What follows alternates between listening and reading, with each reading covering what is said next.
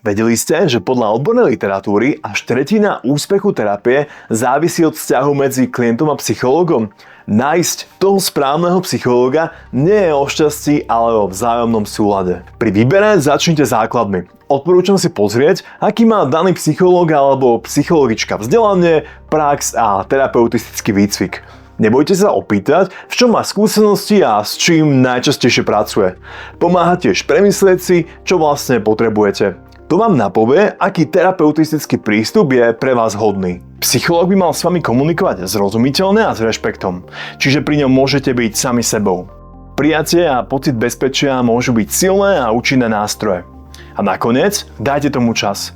Úvodné stretnutia slúžia na spoznávanie. Ak však ani po niekoľkých konzultáciách necítite porozumenie alebo vám štýl nevyhovuje, je v poriadku skúsiť niekoho iného. Na našej webovej stránke Headmap nájdete množstvo skúsených odborníkov a odborníčiek. Sú tu pre vás diskrétne, odborné a ľudskí.